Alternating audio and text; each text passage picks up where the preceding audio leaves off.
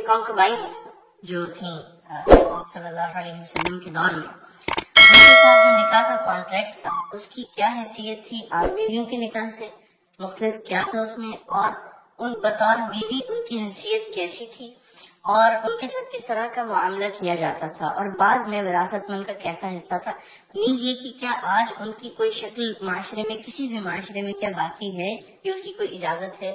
دوسرا ڈاکٹر صاحب یہ کہ اگر اس کو الیبریٹ آپ کر دیں تو ساتھ یہ بھی بتا دیجیے گا کہ سورہ نساء کی جو آیات ہیں، آیت نمبر 4 اور 24 جس میں وما ملکت ایمانکم ان کے بارے میں آیا ہے، ان کو زیادہ الیبریٹ کرنے کے لیے کون سی تفسیر بہترین ہے جس کو پڑھا جا سکتا ہے، اگر آپ کوئی آپ کی کال کر سکیں۔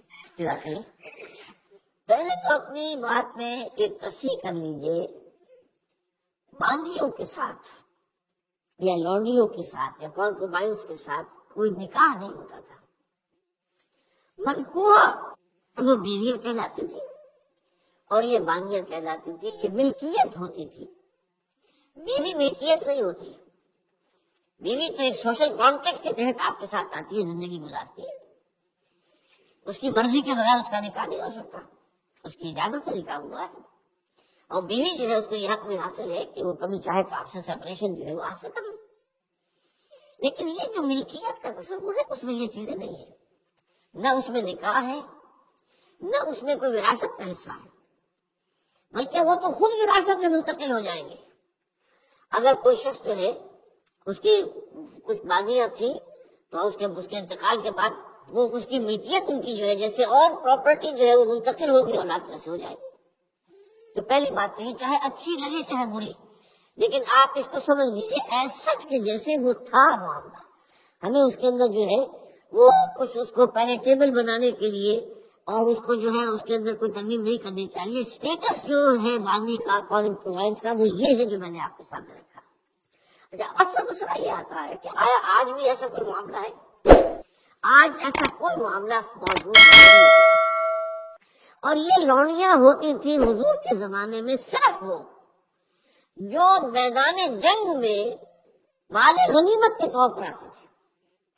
آپ ایک جنگ ہوئی ہے، فرض کیجیے جنگ بدر ہوئی ہے، جنگ بدر میں اب جب کہ کفار کو شکست ہو گئی ہے تو آپ کو معلوم ہے ان کے جو اونٹ تھے وہ 900 اونٹ لے کر آئے ہوئے تھے، سارے تو ابھی کھائے نہیں گئے تھے۔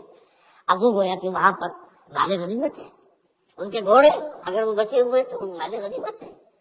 وہ جو آدمی بھاگتا وہ اپنا اسلحہ بھی پھینکتا جاتا ہے تاکہ بھاگے اور جان بچائے، یہ سب کیا ہے؟ مال غنیمت ہے۔ ایسی اگر وہاں کوئی عورتیں بھی آئی ہوں، میرے علم میں نہیں ہے کہ بدر میں آئی یا نہیں آئی، احد میں تو آئی، لیکن بدر کے بارے میں مجھے یقین کے ساتھ معلوم نہیں ہے، لیکن اگر عورتیں بھی آئی ہوں تو وہ باندیاں ہوں گی، وہ تقسیم ہو جائیں گی۔ یہ جو اصل غلام کا باندی کا تصور ہے اسلام میں، یہ پی او ڈبلیو کا حل ہے، پرزنرز آف وار، یا تو اب آپ جو ہے بڑے بڑے جو ہے کنسنٹریشن کیمپس قائم کر دیں گے، ان میں بڑے سڑ رہے ہیں، وہ سب کے سب جو ہے کنسنٹریشن کیمپس کے اندر آتے ہیں۔ اب وہاں پر ان کا کیا معاملہ ہے؟ تو ان کے لیے اگر وہ مرد ہیں ان کے لیے ان کی کوئی جنسی تسکین کا کوئی سامان نہیں، اگر عورتیں ہیں ان کی جنسی تسکین کا تقاضے کا کوئی سامان نہیں۔ ہاں، کھانے پینے کو ظاہر بات ہے کچھ نہ کچھ راشن واشن جو ہے وہ تو جو بھی دنیا میں پی او ڈبلیو کا معاملہ ہوتا ہے کھانے پینے کو دیا جاتا ہے۔ اسلام نے یہ کیا ہے کہ بجائے اس کے کہ پی او ڈبلیو جو ہے وہ اسلامی بیت المال پر بوجھ بن جائے، انہیں ایبزارب کرو معاشرے کے اندر، انہیں تقسیم کرو لوگوں کے اندر، اور ان کی حیثیت غلام کی اور باندی کی ہوگی۔ انہیں آپ کو کھلائے بھی وہ حضور فرماتے جو خود کھاتے وہ کھلائے، جو خود پہنچے وہ کرو، اچھا سے اچھا سلوک کرو۔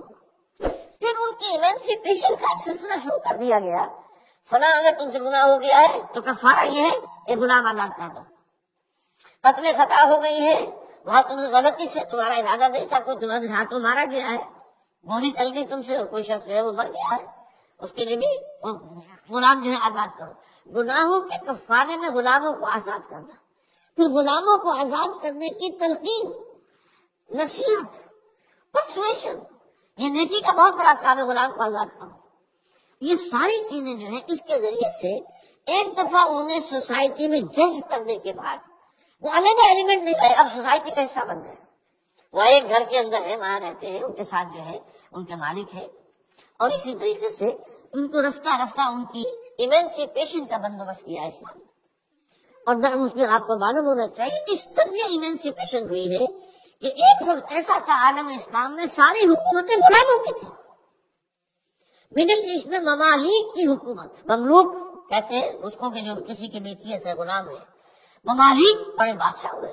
ہندوستان میں جو دہلی میں پہلی حکومت قائم ہوئی ہے وہ کون تھے؟ خاندان غلامہ، قطب الدین ایبک اور یہ بلبل، ایسے شاندار اور جو ہے، اور یہ التتمش، یہ کون تھے؟ غلام تھے. ہمارے بڑے بڑے دین کے علماء ائمہ غلام، چنانچہ بڑے علماء اساتذہ غلام میں سے. تو اسلام نے یہ راستہ اختیار کیا ہے. البتہ یہ ہے جو میرے اپنے ذہن میں ہے کہ اسلام نے اس انسٹیٹیوشن کو فائنلی ایبروگیٹ کیوں نہیں کیا. ایبروگیشن جیسے آپ کو معلوم ہے سود کا معاملہ چلتا رہا، آخر میں آ کے سن 9 میں فائنلی طے کر دیا گیا حرام. اب اس کے قریب اس کی حکمت میرے نزدیک یہ ہے کہ یہ خالص اسلامی جہاد ہونا ہے قیامت سے قبل ایک مرتبہ بہت بڑے پیمانے پر، جس کو کہا گیا ملاحم، اور جس کا پورے بات جو ہے وہ احادیث کی کتابوں میں ہے.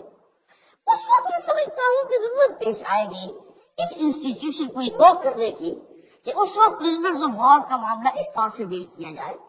لیکن اس وقت تک کسی بھی آزاد انسان کو پکڑ کر غلام بنا لینا بہت بڑا گناہ ہے، ناقابل معافی گناہ ہے، کسی کو حق حاصل نہیں. یہ جو امریکنز لے گئے تھے آپ کو معلوم ہے، یہ افریقہ کے مغربی ساحل کے ساتھ ساتھ وہاں سے یہ لوگ لے کر گئے پکڑ کر ان کو، افریقیوں کو، اور وہاں جا کر انہیں غلام بنایا ہے اور شدید ترین جو ہے سختیوں میں انہیں رکھا ہے. یہ معاملہ اسلام میں نہ کبھی ہوا ہے نہ اس کی کوئی اجازت ہے. کسی غلام، کسی آزاد انسان کو پکڑ کر زبردستی غلام بنا لینا، اس کی نہ کبھی اجازت رہی ہے نہ کبھی ہوگی. البتہ پرزنرز آف وار کے معاملے میں یہ شکل ہے جو اسلام میں رہی ہے، اور ہمیں اسی طریقے سے سمجھنا چاہیے. چاہے ٹھیک ہے دنیا اس کے اوپر فکری ٹچ کر دے گی یا کوئی اس کو کہے گی، پاس بہت سی چیزیں ہیں کہ جو لوگوں کے عام جو مزاج اس وقت کا ہے اس میں وہ ذرا آسانی سے وہ بات جو ہے ان کے ذہن کے اندر اتر سکتی ہے. لیکن we have to be faithful کہ دین کی اصل تعلیم کیا ہے، اسی کے ساتھ جڑے رہنا چاہیے.